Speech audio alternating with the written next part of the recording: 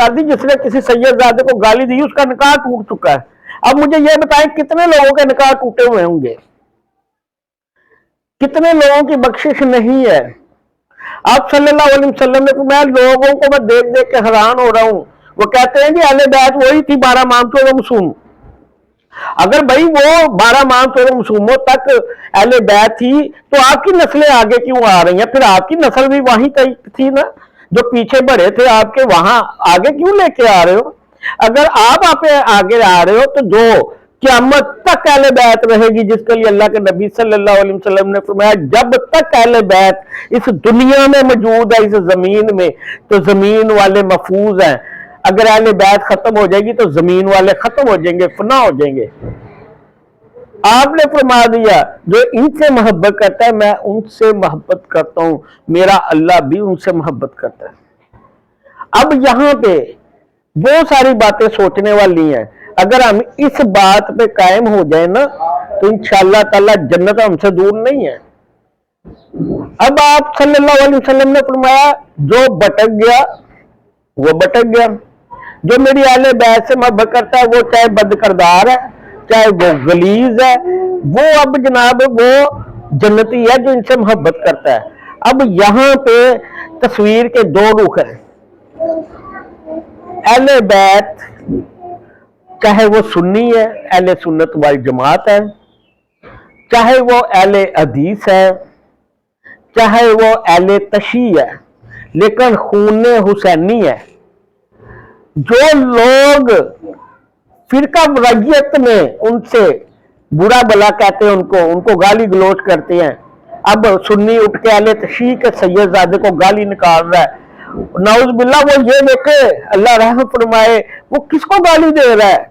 آپ نے تو فرمایا وہ بد کردار ہو. کیا وہ مسلک سے بدل گیا نا؟ بد کردار کیا ہو گیا؟ وہ اس کو گالی دینے والا جہنمی ہو چکا ہے. اب اہل سنت کا اہل تشیع کو گالی دے رہا ہے تو وہ جہنمی ہو چکا ہے. اہل سنت اہل تشیع اٹھ کے اہل حدیث والے سید کو گالی دے رہی ہے تو جناب وہ جہنم میں جا چکے ہیں. اس لیے قرآن پاک کو ہم لیتے ہیں، قرآن پاک کو اس کو سبز کپڑے میں ہم لپیٹتے ہیں جناب، اس کو چومتے ہیں کپڑے سمیت. اب کیا اس قرآن پاک کو کالے کپڑے میں لپیٹ دیا جائے تو کیا ہم نہیں چومیں گے؟ جناب ہم اس کو بھی چومیں گے اور کپڑے سمیت چومیں گے کیونکہ نسبت مل چکی. کیا اس کو سفید کپڑے میں لپیٹ دیا گیا، کیا پھر ہم نہیں چومیں گے؟ قرآن کو بھی چومیں گے، اس کپڑے کو بھی چومیں گے، اس کپڑے کو بھی چومیں گے کیونکہ اس کو نسبت دے دی گئی ہے. یہ تو پھر حسینی خون ہے، اللہ کے نبی کی آل ہے، علی علیہ السلام کا خون ہے. چاہے وہ سنی ہے، چاہے وہ اہل تشیع ہے، چاہے وہ اہل حدیث ہے. اب لوگ کہتے ہیں جی سید ہو اہل حدیث نہیں ہو سکتا.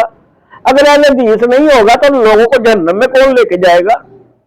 اہل سید ہو اہل تشیع نہیں ہو سکتا تو اگر ایسا نہ ہو تو لوگوں کی محبت کا اظہار کیسے ہوگا جی؟ کون کس سے محبت کر رہا ہے؟ اب وہ لوگ کہہ رہے ہیں جی سید ہو اہل سنت نہیں ہو سکتا. اگر اہل سنت نہیں ہو سکتا تو کیسے پتا چلے گا کہ گندی بندی ہر چیز میں سید کو مقام دیا جا رہا ہے، عزت دی جا رہی ہے؟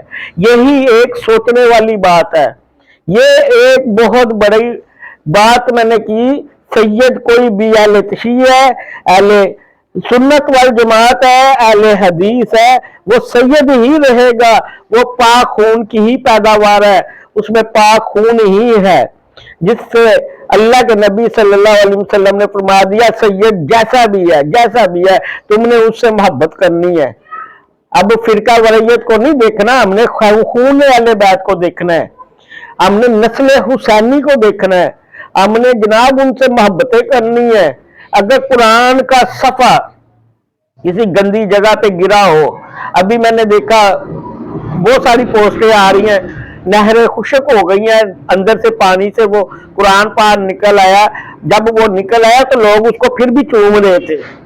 تو کیا سید اتنا ہی برا ہو گیا جس کو بٹک رہے ہیں، دور دور پھٹک رہے ہیں، ان کو دور پھینک رہے ہیں؟ اب اللہ نے اپنی محبت اپنے نبی صلی اللہ علیہ وسلم کی محبت کا اظہار کیسے کیا بتائیں مجھے؟ مسجد کو صدقہ نہیں لگتا، سید کو صدقہ نہیں لگتا، مسجد کو خیرات نہیں لگتی، سید کو خیرات نہیں لگتی، مسجد کو زکوٰۃ نہیں لگتی، سید کو زکوٰۃ نہیں لگتی۔ ایسے برابری محبت دی ہے، ایسے برابر کی محبت دی ہے۔ اور اللہ کے نبی صلی اللہ علیہ وسلم جن کی بیٹی حضرت فاطمہ زہرا عنہا کی شادی کے لیے اللہ نے حضرت علی علیہ السلام کو خانہ کعبہ کے اندر پیدا کیا، کیونکہ عام گھروں میں ان کی برات نہیں آ جا سکتی تھی، تو اس کے لیے ایک اعلیٰ مقام دے دیا۔ اللہ کے نبی صلی اللہ علیہ وسلم کی محبت کو دیکھتے ہوئے ان کی بیٹی ان کی شادی کس سے کی؟ جو خانہ کعبہ کا مالک، جو خانہ کعبہ کے اندر پیدا ہوئے، حضرت علی علیہ السلام۔ اللہ کے گھر کا دلہا نبی صلی اللہ علیہ وسلم کے گھر کی دلہن، پھر ملاپ کیا۔ اسی طرح آپ صلی اللہ علیہ وسلم پہ جو چیزیں نہیں لگتی وہ اللہ کے گھر کو نہیں لگتی۔ مسجد کو صدقہ نہیں لگتا، سرکار کی آل کو صدقہ نہیں لگتا، مسجد کو خیرات نہیں لگتی، آل نبی کو خیرات نہیں لگتی، مسجد کو زکوٰۃ نہیں لگتی، علی علیہ السلام کے گھر والوں کو زکوٰۃ نہیں لگتی۔ اب پھر بھی لوگ نہ سمجھے تو اللہ مالک ہے۔ اب کرونا میں آپ چلے جاتے ہیں، کرونا میں کتنے لوگوں نے حج کیا؟ 1000، یعنی اتنی دنیا میں حج کرنے والے 1000 حاجیوں نے حج کیا۔ اس کا مطلب ہے ان کا حج قبول تھا، جن کو روک دیا گیا ان کا حج قبول نہیں تھا۔ بہت ساری باتیں۔